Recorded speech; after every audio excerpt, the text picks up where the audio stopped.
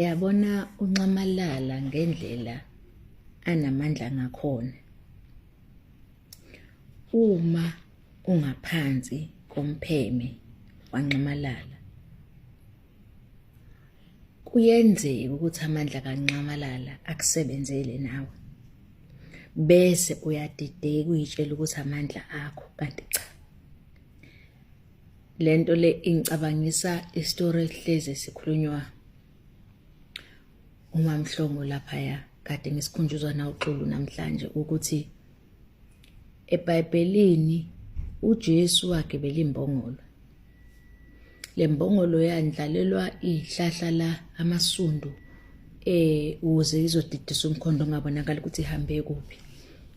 Kwajatshulela uJesu ephezukwayo yona yaseyayitshela ukuthi kujatshulelwa yona.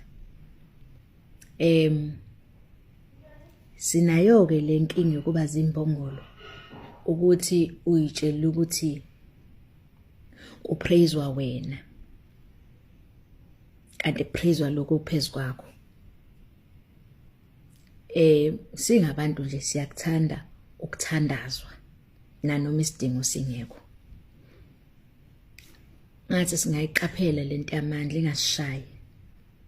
Ungadakwa amandla ongasiwona wakho. Cause uzojabula uyitshela ukuthi unamandla kanti amandla akule mpahla awekho kuwena. Mangasuphume la ngaphansi kwalompheme umeqekelele bese uyayibona ukuthi lamandla la ubuyitshela ukuthi unawo nawo yini.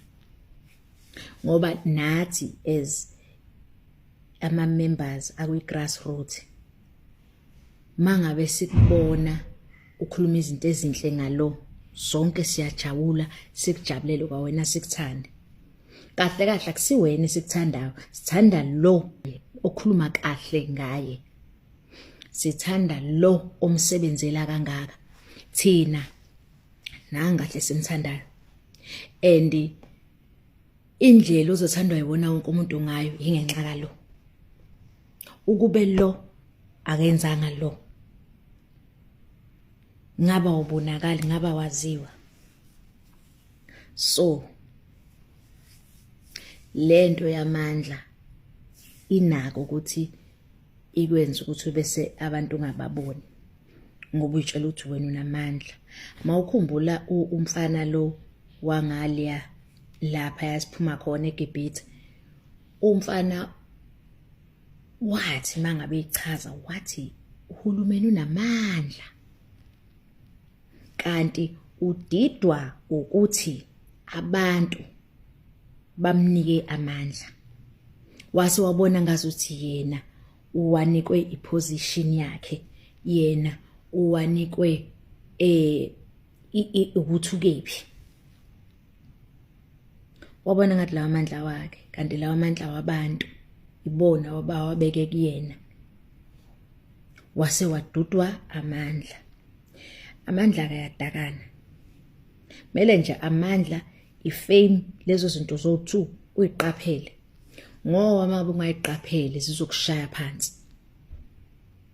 Ifame akumele ingene ekhanda. Funa understand ukuthi why you are famous. If ukuthi you are famous because you are an actress, you are good at what you do, thank God for that. Lelo talent awuyiphanga lona. If ukuthi you are famous for whatever it is that you are doing, understand ukuthi isource yefame yakhe iqhamuka kephi. Mangabe understandile ukuthi iqhamuka kephi, mhlawumbe mina ngibuye ngishawe nawe ukuthi ngiyamhlonipha kaNkulunkulu loNkulunkulu ohlala kumina.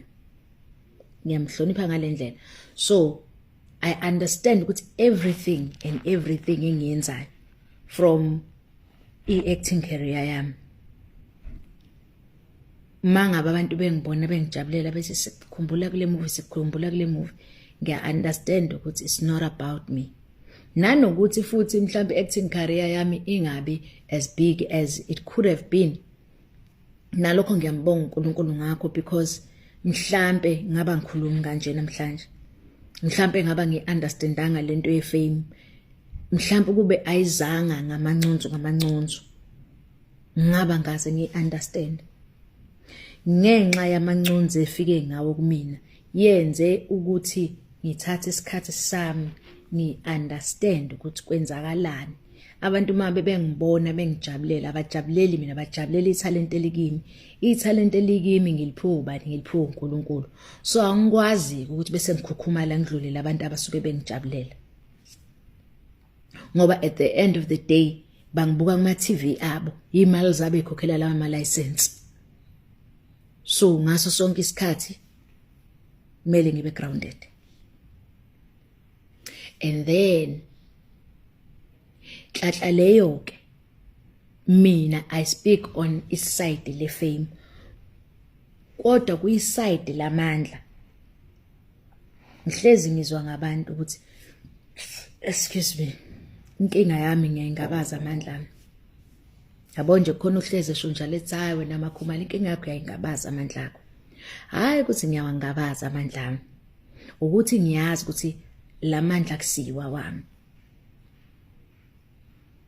Amandla awaNkulunkulu, mina ngincela kuyena. So angikwazi ukuthi kuloko engikuphiwe ebese ngiyaqholosha, ebese ngizibona sengimkhulu kunabantu. Namanje kumkhonto abantu ngendlela abajabulelana ngakhona bayakubambe, bakuqubule, bafuna ukushutha nawe, bafone ngisho ungekho office kuthiwa sifikile ubungekho ubukuphi, ukube ngiyomunye umuntu ngabe sengibona ngathi lento ingami. But ngiya understand ukuthi this is about ukushintsha impilo zabantu abamnyama.